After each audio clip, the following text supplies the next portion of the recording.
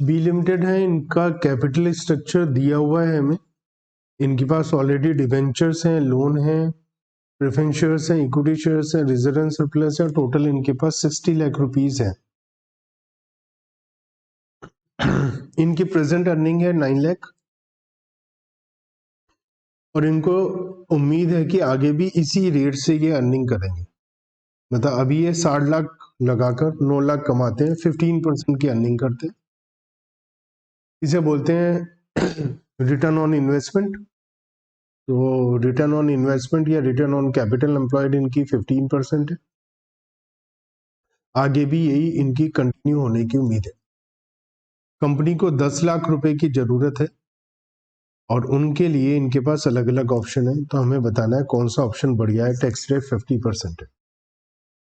इस टाइप के क्वेश्चंस में हम लोगों को एग्जिस्टिंग भी ऑप्शन कॉलम बनाना चाहिए कि इस समय क्या है, सो दैट हम जब कंपैरिजन करें तो जो पहले हमने क्वेश्चन किया था, क्वेश्चन नंबर 5 किया था, उसमें हमें एग्जिस्टिंग अर्निंग नहीं दे रखी थी कि अभी कितनी ईवीआईटी है, तो हम एग्जिस्टिंग ईपीएस नहीं निकाल सकते थे। यहाँ पर दे रखा है तो यहाँ पर हमें निकालना चाहिए कि फिलहाल हमारी कितनी अर्निंग है। तो एग्जिस्टिंग कितनी अर्निंग है, फिर ऑप्शन नंबर 1 में कितनी हो सकती है, ऑप्शन नंबर 2 में कितनी हो सकती है, ऑप्शन नंबर 3 में कितनी हो सकती है।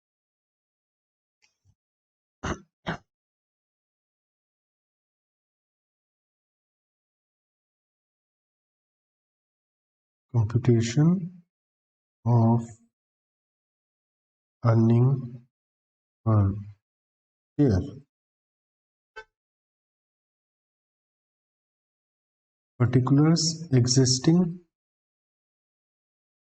और इक्विटी शेयर्स इशू करें, प्रेफरेंस शेयर्स इशू करें या डिबेंचर्स। क्योंकि ये एग्जिस्टिंग हमारे पास ऑलरेडी सब कुछ इक्विटी शेयर्स वगैरह हैं, तो नए इशू करते हुए जरूरी नहीं है कि हम इक्विटी शेयर इशू करें, क्योंकि ऑलरेडी इक्विटी शेयर है तो हमारे पास सारे ऑप्शंस अवेलेबल हैं। तो हम निकालते हैं,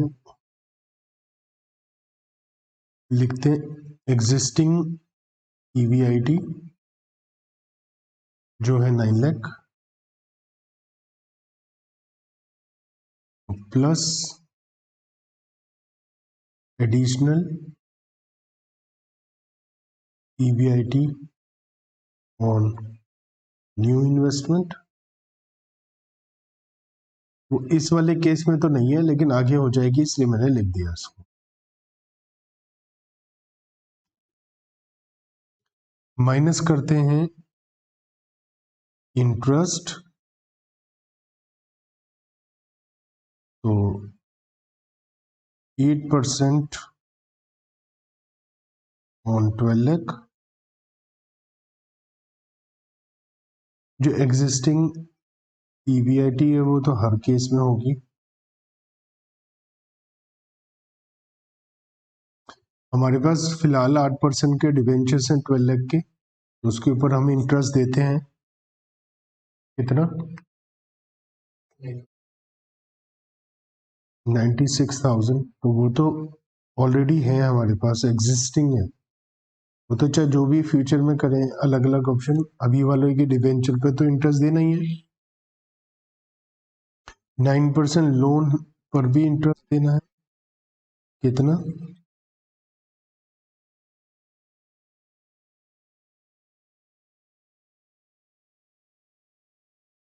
आप आगे जाकर नए इक्विटी शेयर इशू करोगे तो पुराने वाले डिवेंचर और बैंक लोन पे इंटरेस्ट देना थोड़ी ना छोड़ दोगे, वो तो देना ही पड़ेगा। एक सिचुएशन में नए भी डिवेंचर इशू कर रहे हैं, उसके लिए मैं एक लाइन छोड़ देता हूं ताकि जब वो आएगा तो मैं लिख लूंगा। एक लाइन छोड़ने के बाद में फिर मैं यहां लिखता हूं ईबीटी। तो 9 लाख माइनस 96,000 माइनस 18,000 क्या आ गया,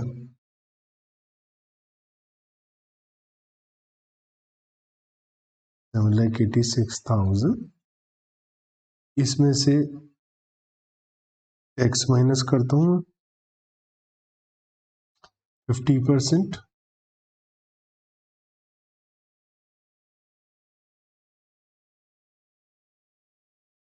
earning after tax 3,93,000 minus reference dividend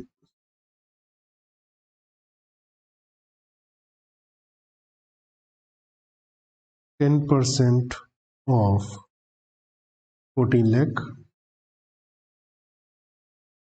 1 lakh 40। एक लाइन और छोड़ देता हूं क्योंकि न्यू प्रेफरेंस शेयर भी आएंगे। Earning for equity share holders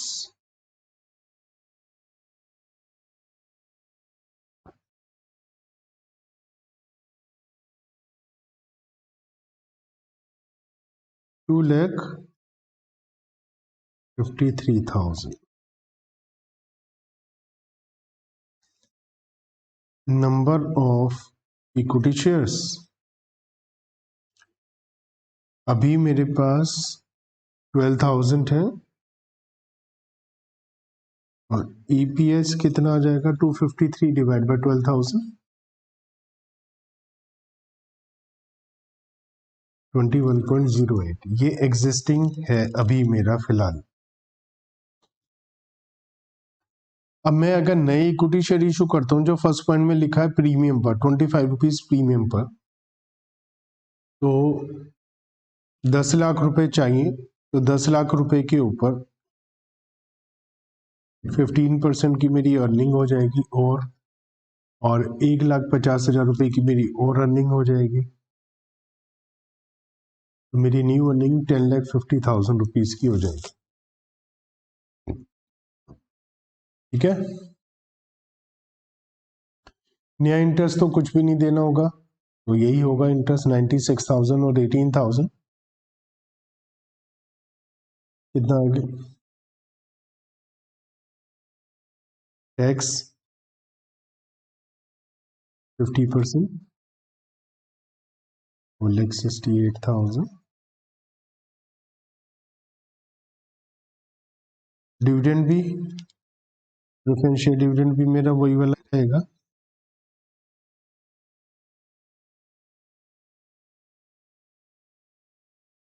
तो अर्निंग फॉर 3,28,000। जो नए शेयर्स हैं वो मुझे इशू करने पड़ेंगे, ओल्ड शेयर्स हैं 12,000 और न्यू शेयर्स हैं 10 लाख रुपीज डिवाइड बाय 125, क्योंकि 25 रुपए प्रीमियम पर इशू कर रहा हूं और एक शेयर 100 रुपए का है, पहले बता रखा है, तो 125 रुपए में इशू करूंगा तो 8,000 नए शेयर इशू करूंगा, तो 12,000 और 8,000 20,000, 20,000 मेरे पास नंबर ऑफ इक्विटी शेयर्स हो जाएंगे। तो मेरी अर्निंग बढ़ गई 253 से 328, लेकिन मेरे शेयर होल्डर भी बढ़ गए, बंटवारा भी ज्यादा लोगों में हो रहा है, तो नया अर्निंग पर शेयर कितना आ गया 16.4। क्योंकि मेरे पास एग्जिस्टिंग भी है तो मैं यहाँ पर change in earning per share भी लिख सकता हूँ ताकि मुझे पता चल जाए कि प्लस हो रहा है या माइनस हो रहा है। 21 रुपए 8 पैसे से 16 रुपए 40 पैसे हो रहा है, तो मेरा अर्निंग पर शेयर कम हो रहा है, कितना, तो 4.68 अर्निंग पर शेयर कम हो रहा है, तो इसका मतलब मुझे इस तरफ नहीं सोचना चाहिए क्योंकि ऐसा करने से मेरा नुकसान हो रहा है। अगर मैं एग्जिस्टिंग वाला कॉलम नहीं बनाता तो मुझे पता ही नहीं चलता नुकसान हो रहा है या प्रॉफिट हो रहा है। भाई सपोज यहाँ 16 रुपए 40 पैसे आया, वहां 17 रुपए 40 पैसे, वहां 18 रुपए 40 पैसे, तो मैं 18 रुपए 40 पैसे वाला चूज कर लेता मैक्सिमम, लेकिन वो मैक्सिमम नहीं है, वो एग्जिस्टिंग से कम है।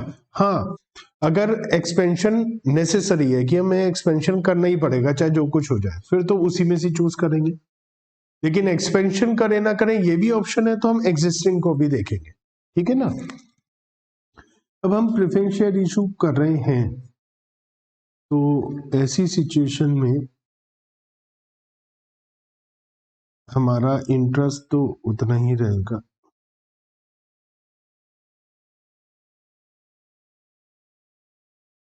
नया हमने प्रेफरेंशियल इशू किए पार पर, और वो है 10% वाले, तो 10% ऑफ 10 लाख और आ जाएगा।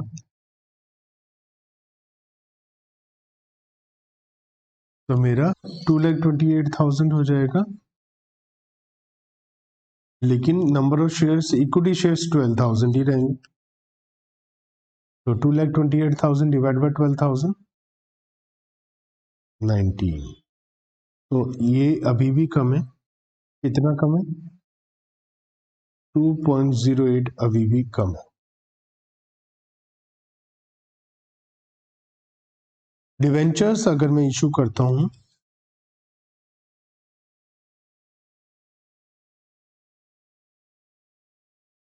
तो मुझे 10 लाख पर 9% और इंटरेस्ट देना पड़ेगा। 90,000। तो मेरा कितना हो गया ईवीटी?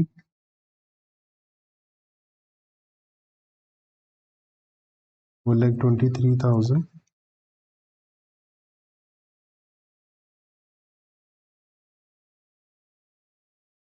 कितना आ गया? 2,83,000। नंबर ऑफ इक्विटी शेयर्स 12,000 ही है, तो क्या आ गया?